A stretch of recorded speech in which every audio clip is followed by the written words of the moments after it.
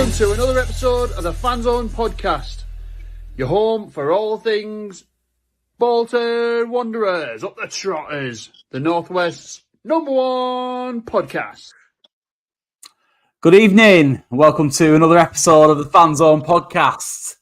We're here again for you for the second night on the trot. Tonight is the preview show, of course, as you can see, joined by myself, Ben, and of course, the legend himself, Matt Farley from the Stevenage FC podcast. Matt, start with you, my friend. How are you? Very good, mate. Thank you for having me on again. Absolute pleasure to join you chaps and talk about the big game. And it's a bit weird tomorrow because it's I say this with a broken heart, but it's the first match I've missed in a long time. So I'm hopeful that the boys can get a result in the bag. But no, I'm really good, mate.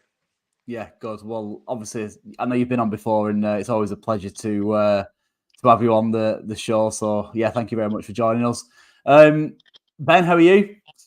Yeah, I'm good. Fresh off a fun pod last night and a good 3 points on Saturday. So yeah, big game tomorrow night.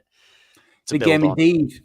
Yeah, big game indeed. Of course, we'll get into it. But this, of course, was a rescheduled game following the international shenanigans. I think it's probably our fault, I think, in the most part. I would imagine, is it, Matt, on that front? But it was back on the 12th of October. We were supposed to be playing this game, of course, but obviously it's been rescheduled to tomorrow evening. So I think it's kind of our game in hand, so to speak. And, of course, yourselves as well, Matt. So, yeah, looking forward to it. Good evening to everybody who's joined us so far. We've currently got 30 people watching live, so thank you very much for joining us. Good evening to channel members, of course, David. Good evening as ever. And, of course, Pete. Good evening to you as well. So thank you very much for your support as ever, as well as obviously Leslie and Ian and everybody else watching. Thank you very much for joining us on this fine Monday evening. Of course, Matt, you've been on before, like I said already, so you'll know exactly how it goes. Have a little think about your season so far, and we'll have a little bit of a deep dive, as they say these days, into that.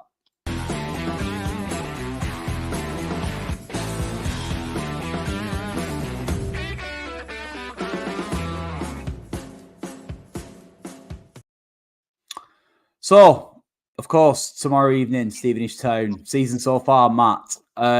You've done all right, I think. It's fair to say, isn't it? Yeah. Give us a bit of a lowdown as you've been getting on. Obviously, change of management. The big man going up to Rotherham.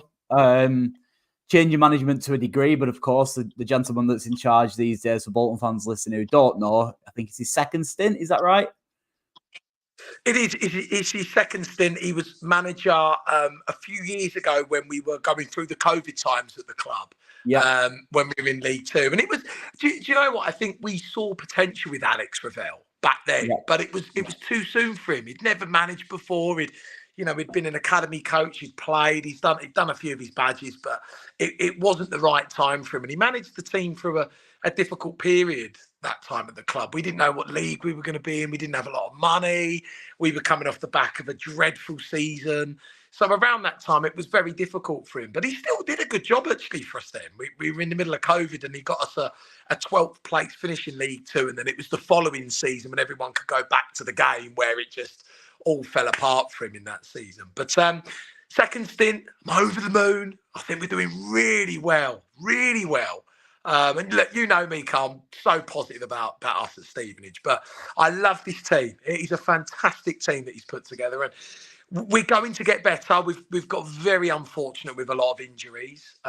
We've seen 5 wins, 2 draws from 13, so we've got more results than we have losses. We've seen some fabulous performances along the way. So, yeah, I'm over the moon. So, obviously, under the big fella, you guys kind of played a certain way. Has there been any significant changes in your approach from last season? Little bit. It's a little bit different. There's certain elements that are the same, but the style and the formation's different, and we do play different. There's some better football, I think, at times with this squad. And under the big man, it was 3-5-2 or a 4-4-2 diamond, and it was very direct and in your face. And it still is to a degree, but Revs likes a 4-3-3. We're still very high intensity and high press. but we do play better football. So a little bit different, similarities there with how high we attack and how high we press, and that we never stop going in the game. But in terms of formation and the way that we play, there are differences under Revs. Yeah, it's nice to see because as you have, he has tried to change the play style a little bit while still maintaining a really, really good defence, which was the heartbeat of Stevenage and how the Evans' success. Like it was always going to be. It always looked like a bit of a challenge to change the style of play and keep the back door shut. You know, as we've seen Bolton done this season, they've completely tried to change the way they play, and they've conceded one of the most goals in the season. So it's been really impressive. I mean, most of like the predictions I saw pre-season for Stevenage was bottom half or even bottom four, you know, putting so much emphasis on how much Evans did. Of course, he did a great job for you. What were the expectations coming into the season? Obviously, last year it was just to stay up, and then you surprised everyone and finished just outside the playoffs. Was it just to stay up again? Yeah, good question. I think, look, going into this season, look, we know it's a new era. We know that it's Alex Ravel back in the hot seat again. And I think for a lot of us, we originally, and we still do, we just want to stay up and we want to get over that dotted line, get the 50 points, stay in the division. A lot of people are calling it the toughest League One that there's ever been with the money spent in this division and the clubs in there. And I think for us, it's probably the toughest league if you look at the teams involved. So I think for us, we want to stay up. We want to become a sustainable League One team with Revs. And there's longevity with Alex Ravel. We didn't have that with Evans. There wasn't longevity with Evans. It was a few years stint, basically. But under Alex Ravel, there's longevity. That's why we went with him. So for us, it's stay up, consolidate. If we can stay up in this division with Revs, we fancy our chances for the future seasons, because you're not going to get much tougher than this season. But I think as goals go, it's to stay up. I do. However, a lot of people did put us in the bottom four, and I think a lot of people have looked at the reason for that is the manager. It's not Evans anymore, it's Alex Ravel. But not a lot of people have looked at our squad and the signings we've made. And okay, we've got a lot of them out injured at the minute, but Alex Ravel was put together a fantastic little side here.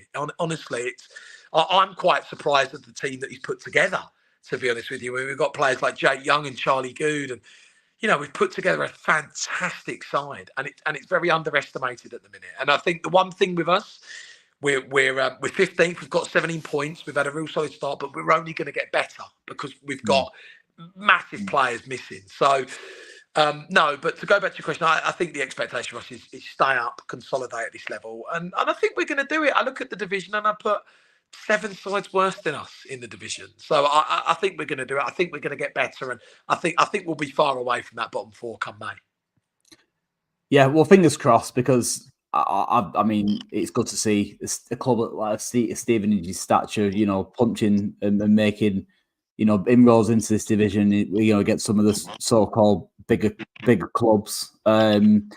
Naturally, Matt, you get a lot of love. David Jones has said, nice to see Farley in the house. We've had a couple of questions for you as well, obviously, in relation to Stevenage.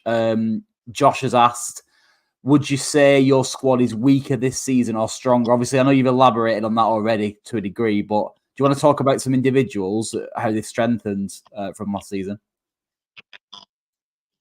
Yeah, definitely much stronger. If you looked at this season's squad compared to last season, it's like night and day. It's much better. To the point, actually, where I think a lot of us are saying at Stevenage, in terms of the levels, it's actually probably the best squad we've ever had, actually. I think in terms of the calibre of player that we've got at the club this season, I would actually argue and say it's the best squad we've ever had. But yeah, noticeable differences. We said coming into this season, it's going to be a better league, so we need to upgrade the squad. So, we kept a lot of the original players, which was massive for us, your Cole Piagiani's, your Jamie Reed's, Dan Sweeney's, Jordan Roberts. But then we went out there and upgraded the team. We bought players like Charlie Good and Jake Young and Louis Apparay, who's a solid signing for us as a smaller club. Dan Phillips, who's a lovely gifted footballer that's had a brilliant season so far. Lewis Freestone, who had real quality at the back and had a brilliant season under Cheltenham, just played for a poor side. So we've made noticeable changes. We've brought other players like Eli King, who's been brilliant in League Two. And no, I think the squad we've got is so much stronger. And again, we've been very underestimated. We're going to get better as the squad goes on when we get a lot of these players back. And I think, oddly, and this might be massive optimism for me, I think there's no reason why we can't get into the mid-table this season and get a 12th place or 11th place finish, because I think we're going to get better with the squad we've got. But yeah, to answer the question, much stronger than last season, much stronger. We've also had a question from Leslie, who's asked, is Matt glad to see the back of Evans? I'm guessing the answer's no to that, I would suspect. But go on, Matt. Give us your lowdown on Leslie's question. Do you know what? Good question. And this might surprise a few people. I'm actually going to say yes. Really? I am. And I'm going to give you 2 reasons why. Look, what Steve did for us at the club was unimaginable. One of the stories of the EFL, we were taken from a side that were pretty much relegated from League Two to automatic promotion in under a year into League One, solidified in League One. But we saw, I don't want to say a massive decline, but it was a noticeable decline at the back end of last season. And I think there was a massive period where we weren't playing good football. I think Steve maybe lost the dressing room a little bit at the back end of the season. And actually, when we look at it, I think we probably needed a change. I think Steve took us probably as far as he could take us, given the club size and the division. And actually, when I look back, I think if we would have kept Steve, I don't think we would have kept a lot of the players that we've got. And I don't think we'd be having a good season. And I think it was probably the right time for us to change and have someone like Alex Ravel that's going to give us longevity rather than Evans would. And do you know what? Rather than Evans being in charge and we had a bad season and it ruined his legacy, he hasn't done that. His legacy is still incredible. So in that regard, I am happy. There was a lot of times at the back end last season where, you know, we wouldn't play well and it was referees this, referees that. And as a fan, you kind of think, you know, you don't want to hear that. And I love Alex Ravel. I think the guy is a top man. I think he's going to do big things in the game. So to answer that, I am actually, because his legacy's left intact and it allows us now to go forward and have longevity with Alex Ravel. Look, Steve's a great guy. He got a brilliant reception on Saturday at Rotherham and it was great to see him again and see that connection with Revs. But no, I'm really happy where we're going forward with Alex Ravel. And in that regard, I'm happy that era came to an end. Surprising one, that, I must admit. I wasn't expecting that. But, I mean, I guess it's easy to say that you're happy to have moved on because the results have gone well. I'm sure if you hadn't got off to a good start, you'd have looked back at Steve Evans and thought, bloody hell, I wish I still had him type of thing. But, yeah, I mean, kudos to your new gaffer for taking on, you know, that legacy and building on what he created. So I think that's what it boils down to, really. Couple of VIP guests in the chat tonight to an extent. T Flop, Jake Tong saying hello, saying go on the boy. Is that the Matt Farley? Of course it is. The one, the only. And welcome, of course, to the Talking Gas podcast who are listening in tonight. Always good to have fellow podcasts tuning in. So, yeah, thank you very much for everybody who's joined us so far this evening. I've currently 80 people watching across the platforms, as I like to say. Matt, have a little think about your injury situation and same with you, Ben, if you wouldn't mind bringing the Stevenage fans up to speed with our current situation. I know you've mentioned already, Matt, about you guys having a few injuries, but if you could elaborate any second now, that'd be greatly appreciated.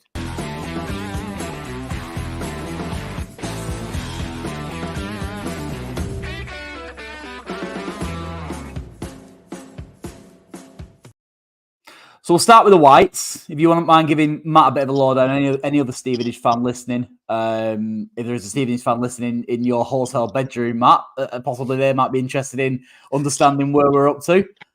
Well, I've got Andy sitting next to me, the famous old Andy stats. So I'm sure Anne could elaborate on any injuries. Could you, Anne? Yeah, but and same goes, I guess, for us, really, giving you guys a bit of a lowdown in terms of where we're at. Go on then, Ben. Where are we up to with our injuries, pal? Yeah, we've got medium to long size list, as we always seem to do. We've got Gethin Jones, who's been out for the whole season, who seemed to was getting back on the grass, and I think has suffered a setback. Will Forrester, who the ever injured Will Forrester, fell down the stairs as he was recovering from his last injury, and he's out for. I'm lying, aren't I? He came on against Birmingham. What am I on about? He came against Birmingham and gave away a penalty. But then we didn't see him in the last game. I think he was on the bench. But yeah, anyway, a comedy injury. Will Forrester's back. Carlos Mendes-Gomez has been back in training for the last few weeks, but it's not been in the squad yet. Obviously, Claudio Lolos has returned after his injury the first game of the season and scored that 99th minute winner on Saturday. But in terms of new injuries, obviously Kyle Dempsey went off at half-time against Birmingham with something in his knee. We didn't know before Saturday, but it's been revealed today that he's something floating in his knee. He's small, like meniscal injury. But typical Bolton, our knee specialist is on holiday at the minute, so we're having to contact someone else to see what happens about that. So hopefully that's not too serious. Nathan Baxter, and then Nathan Baxter, who has not been with us the last 3 games, I think.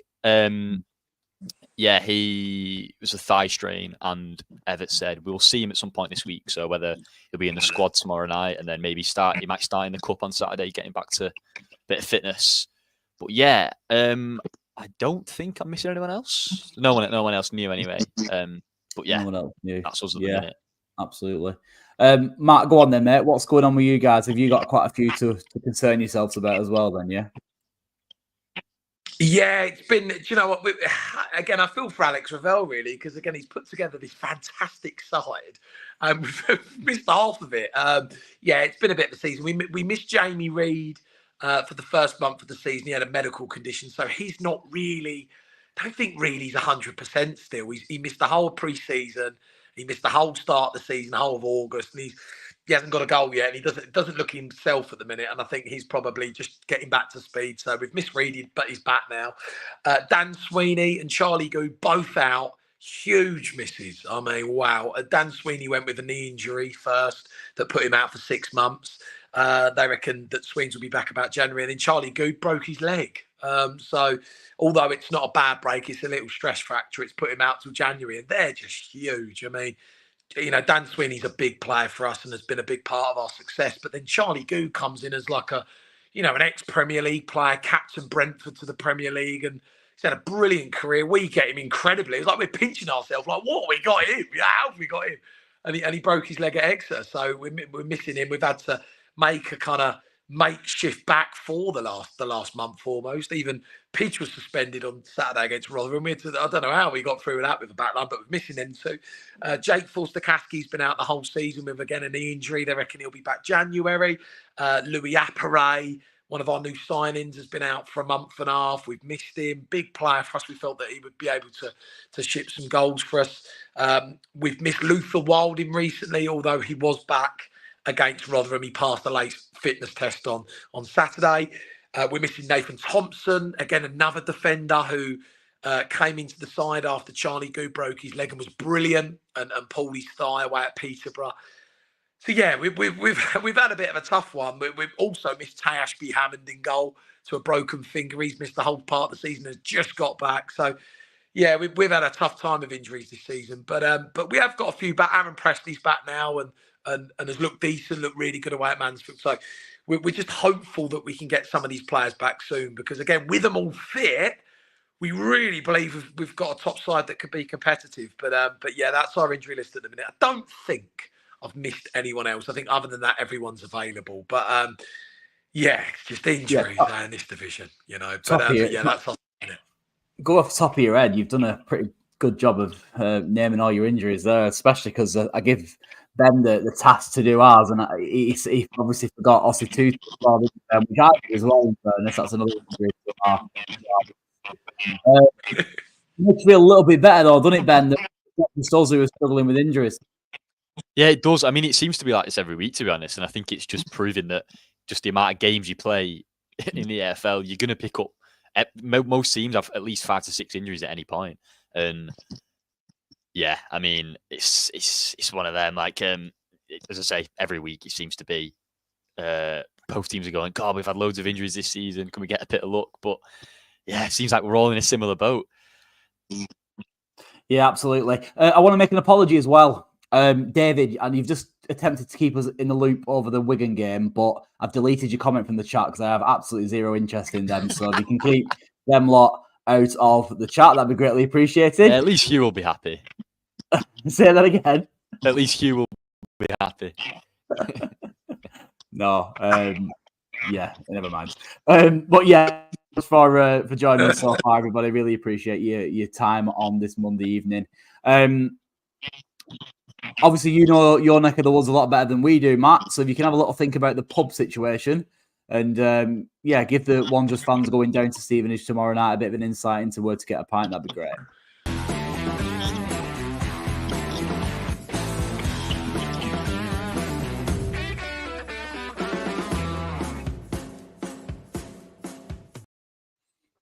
Not too sure on the numbers tomorrow. Not too sure whether it really matters. But obviously, I'm sure there will be a decent contingent going down to Stevenage tomorrow night regardless. Often, a few of the Southern Whites tend to make an appearance when going down to anywhere around the M25. But yeah, Matt, do you want to give us a bit of an insight into the pub situation down your way, please, pal? Yeah, so no, there's a few pubs locally to the ground. You've got the Mutual. Everyone calls it the Mute, our mutual friend. I wouldn't even say it's half a mile from the stadium. Really good pub, really good owners as well. They've got new owners who used to be employees at the football club in the 76 Lounge. So really cheap beer. I think you can get a pint in there for about £2.50. Something like I might be wrong, but it's around that £2.50, £3. So definitely the Mutual. Other than that, we haven't really got any pubs that are really close to the stadium. You've got the 76 Lounge at the stadium, which is really good. And I'd actually say if you're a Bolton fan, pop in there for a quick drink. It's in the new North Stand, right next to the road. You can get a good beer in there. They've got the tellies on where you can watch the games. Other than that, you've got the Broad Hall Suite, which is normally the designated away fan pub bar. And that's right next to the away end. You go in there, you get some food, cheap beer. The football will be on if there's other football going on, which I don't think there will be before the game, but they'll have tellies on and some sort of sport. I would say probably those are your best bet for the Bolton fans travelling down. Other than that, you'd have to go right into the town to get a beer. So I'd say our mutual friend, the Mute, the 76 Lounge and the Broad Hall Suite at the stadium, I'd say that they're probably your best bets in finding a beer tomorrow. Excellent. We've had a couple of questions, and I've saved them for the latter end of the podcast, directly, of course, aimed at yourself, Matt. David has asked, and of course, channel member David, thank you very much for your support. Matt, why is Stevenage called a nickname called the Borough? Do you want to maybe elaborate on that one for us, please, pal?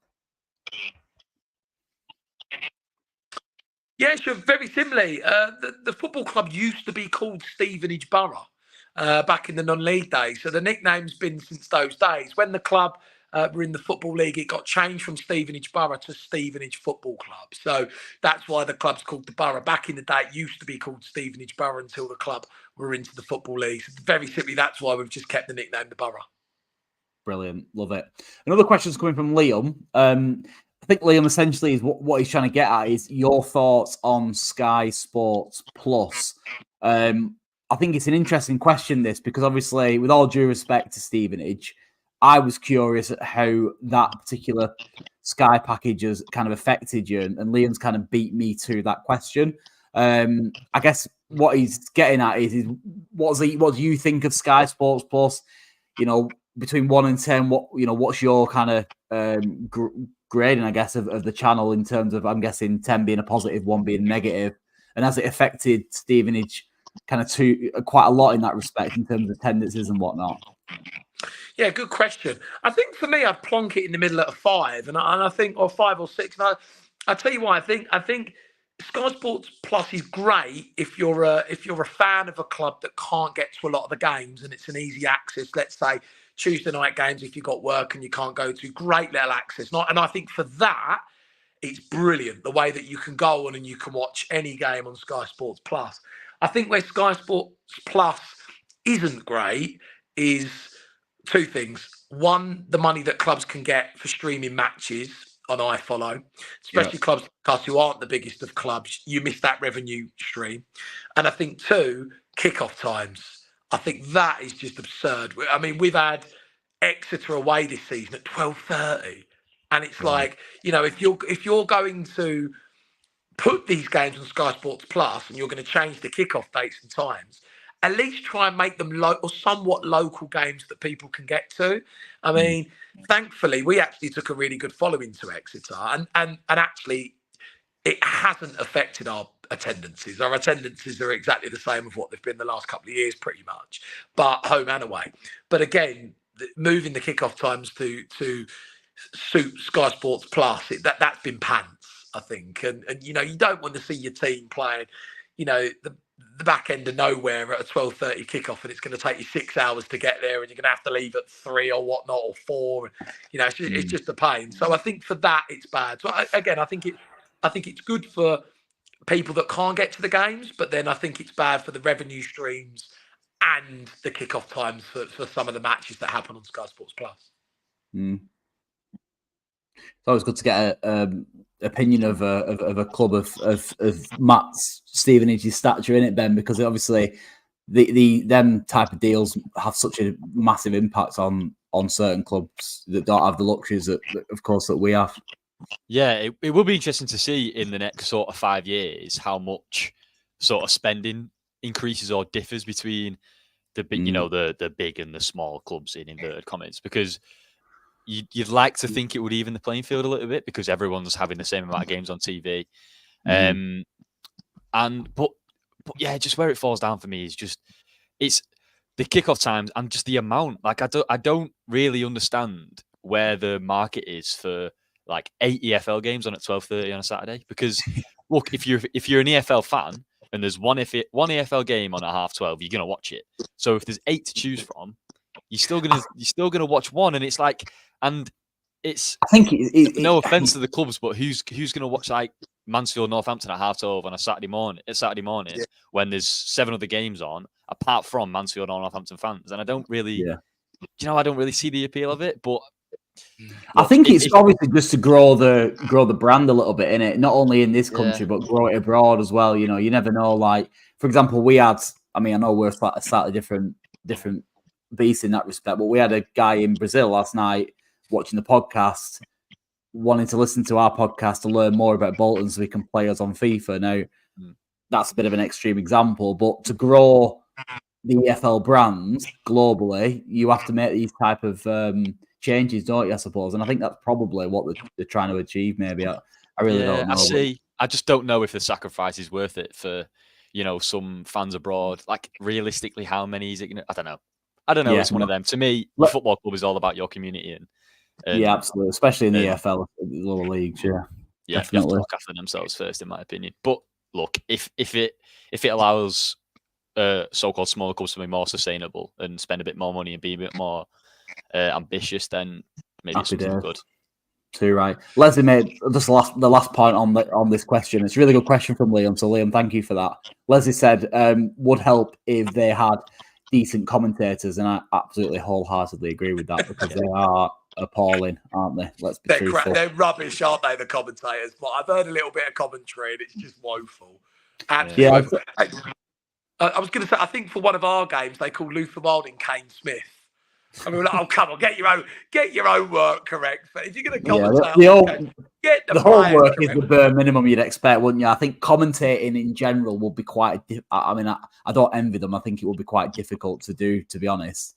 But yeah, get the pronunciations right, the players, and certainly get the players' faces right is an absolute bare minimum you'd expect. But we've had iFollow for years with a local radio commentator on. Why not approach them and get them on? Like, you know By the way, can I just make a point? I love the radio commentators because it's more personal. Yeah, like, like we had it at Carlisle a few years ago when we were trying to get promoted, and we just wanted to snag a point, and we took a point, and the commentators, they were hurt, and they were like, "Oh, get off the pitch, Stevenage. You've got what you've wanted." And you wouldn't hear that on Sky Sports Plus. Like, we need that like personal nature on the commentary rather than these robots. You know what I mean? Yeah, I do think everyone will remember that the Morecambe commentators a couple of years. Well, when we played him a few times, and wow, yeah, it was unprofessional but hilarious at the same time. Yeah, no, absolutely. But yeah, so what I reckon we do is just have a little think about what we reckon the score might be. Not a massive fan of predictions, I don't think, are we? But I think we need to do it really because it's always worth having a little think about.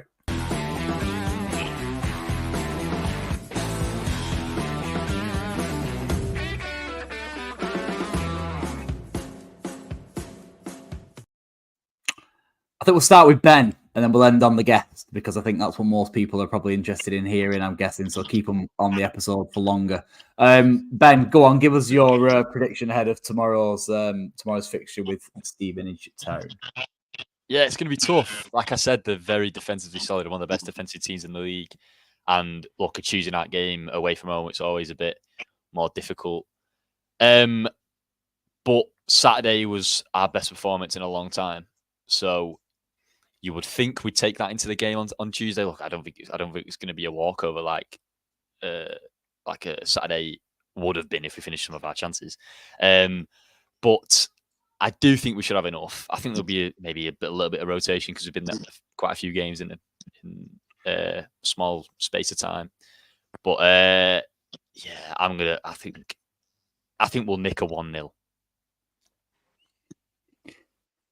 Yeah, I mean, it's really, really important for us to build on the weekend's result. Let's be truthful. For us to be 9th in Sky Bet League One is a disgrace, in my opinion. We should be further up the division than that. But we're starting to see improvements. But a win following the weekend's win is absolutely imperative for us to start to move forward and get back into contention for them top 2 places. So we have to win, in my opinion. There's no excuses, with all due respect, Matt. So I reckon we will, but it'll be tight, and I'm going to go for a 2-1. Because I think, obviously, travelling to Stevenage is never going to be an easy task, especially because I think in recent years we've struggled in them type of environments, but we seem to have turned a bit of a corner in that respect. So, yeah, fingers crossed. 2-1. Go on then, Matt. Oh, well, look, do you know what? You're going to laugh at me for saying this, but like, it's my favourite team. I love them, and I just back them against anyone. Andy's currently shaking his head in tears right now because he's heard that the whole season. He's sitting next to me. Honestly, I'm just loving this season, and I love this team. I love this manager. But no, to get back to the question, sorry. Look, it's a big game for us. So obviously, we had that brilliant away win at Mansfield last week, and then we've had 2 kind of bad results since. Cambridge was pretty bad last Tuesday, and Rotherham, we never deserved to lose. No, I don't think either team deserved to win. But I think knowing the players that we've got, knowing that we've got Cole Piergiani back for the game, he's back from suspension. We've got Louis Thompson back from suspension. We've got a few players back from injury. We know at home, with the identity that we play, we're very good. We've got 4 wins out of 6. The loss to Lincoln shouldn't have happened. So I think for me, at home, knowing the players and the manager, they'll want a response. And I said the other day, I could actually see the game being a draw, in my opinion. But I've just got this funny feeling that it's going to be one of those special games for us. And I have a feeling we might nick it. So I'm going to go 2-1.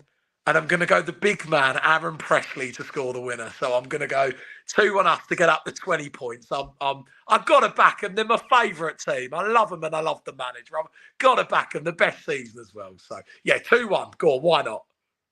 Yeah, no, nothing wrong with that. I mean, my concerns lie with our midfield and lack of legs in midfield at the moment. On the back, obviously, a tough game against a decent Peterborough side. And the old saying goes, the game's won and lost in midfield. So I think that could be an area of concern. But I do think we'll squeeze it 2-1. But you're entitled to back your own team, Matt. Nothing wrong with that, pal. Absolutely nothing wrong with that. Love it.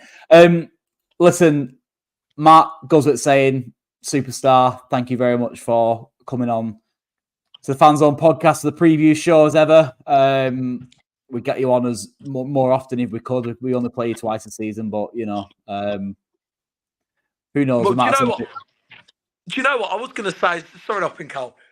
It's about time Bolton get up to the Championship, right? And I'm on the train this season, fellas, right? We're going to see Bolton. They're going to do it this season. They're going to do it. And I'm backing them to go all the way and get promoted this season. Are you going to do it, boys? Yeah, that is the reason why we need Matt on the podcast every week, just for that. And we'll join you. Alex Ravel will have us in the Championship. We'll be playing you in the Champ next season. There you go. Why not? We get we'll second. We'll click that up and let's hope that's true. Come May, that'd be brilliant, wouldn't it? Yeah, absolutely. Huge thank you to, of course, Matt, Ben. Thank you very much for coming on tonight as well. Of course, everybody who's joined us in the chat. 134 people watch live, so thank you very much for that. Superstars, a lot of you. Until the next one, this has been the Fanzone Podcast, Stevenage Town Preview, episode 37. We'll see you on the next one. New Whites.